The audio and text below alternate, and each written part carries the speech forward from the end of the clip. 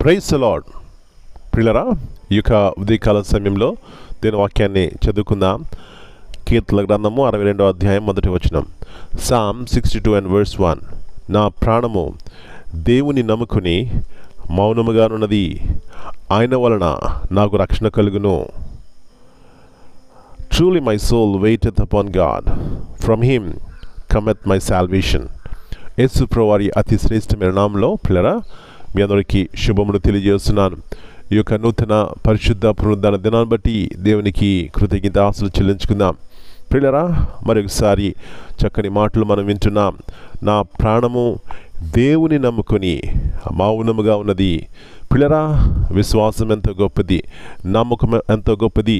ఎప్పుడైతే జీవగల దేవుని మీద మనం పరిపూర్ణమైన విశ్వాసం కలిగి ఉంటామో మన జీవితాల్లో ఏముంటుందండి?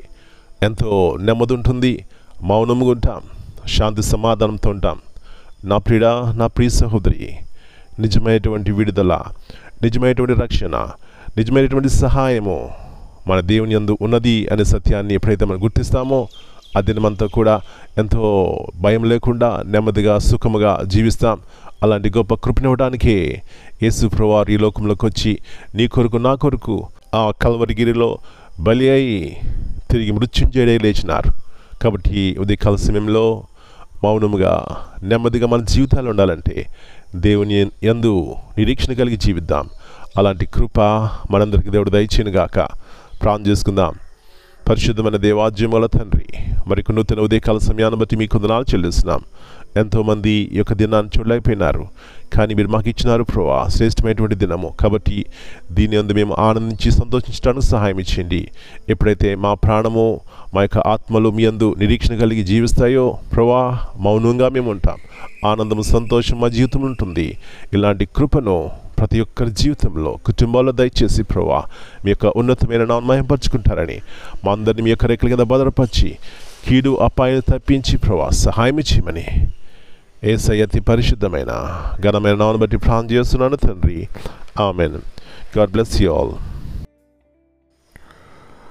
Dear brothers and sisters, greetings in the precious name of our Lord and Savior Jesus Christ.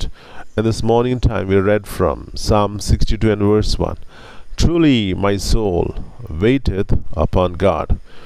This verse is a powerful declaration of trust and dependence on God. The psalmist David is expressing that his entire being is at rest, waiting patiently and confidently in the Lord.